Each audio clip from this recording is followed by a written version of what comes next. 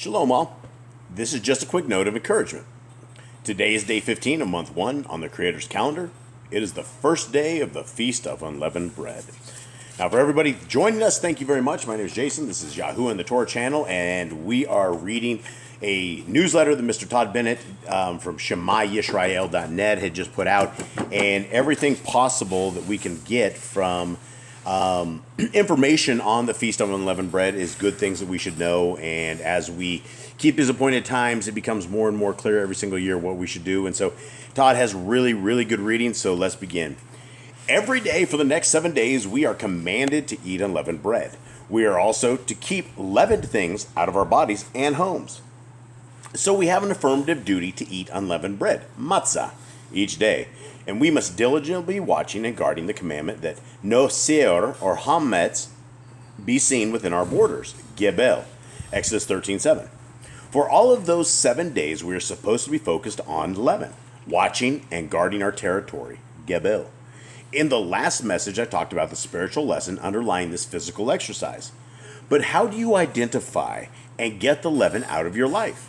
Quite simply, that requires the baptism of the Spirit. Remember what John said about the Messiah?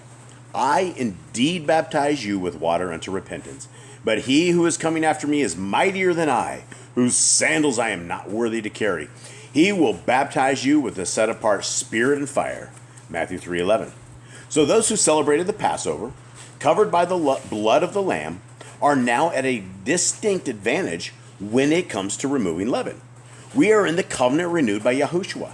It is the same covenant promised by Jeremiah, and we now have access to the fire that purifies. An important part of that renewed covenant is the fact that Yahuwah will forgive our iniquity and our sin he will remember no more. See Jeremiah 31:34. Here's the thing. That is the benefit of the covenant, but it is a covenant with conditions. Those in the covenant must have the Torah in their minds and written on their hearts. It's right in the agreement, and it's not in the fine print. So now, instead of being written on tablets of stone and scrolls, the Torah is inside of us, the same place where the leaven tries to infect and take over. When you let the Spirit circumcise your heart and write the Torah on your inner parts, it destroys and replaces the leaven. Obedience has always been a requirement of the covenant. Only now we have the benefit of his fire. Having the instructions within us, along with filling of the Spirit, empowers us to obey. You don't need a lawyer to explain this covenant to you. That's the joke. Todd is a lawyer. It's all spelled out in the Torah and the prophets. The problem is that most Christians have never received full disclosure or the full gospel. They were generally only taught the benefit of forgiveness without the condition of obedience. They were told that the Torah and the prophets were old and outdated.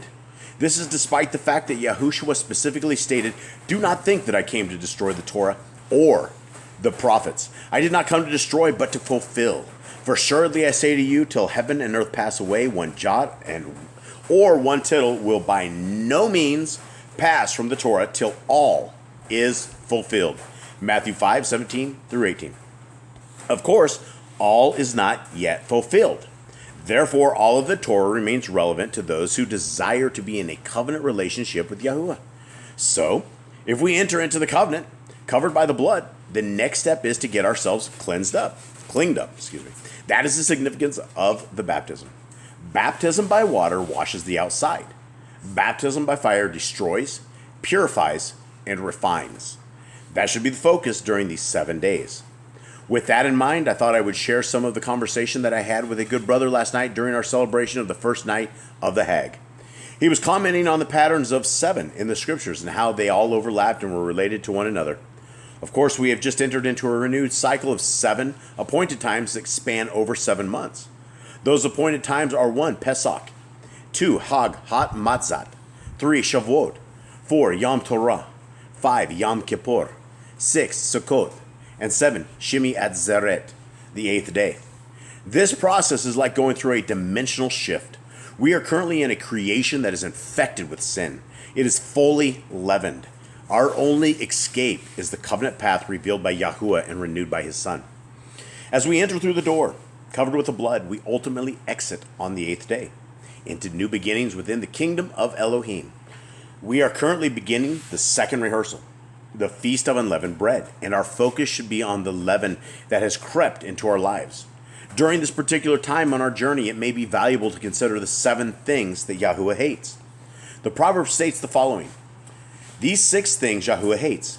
Yes, 7 are an abomination to him: a proud look, a lying tongue, hands that shed innocent blood, a heart that devises wicked plans, feet that are swift in running to evil, a false witness who speaks lies, and one who sows discord among brethren.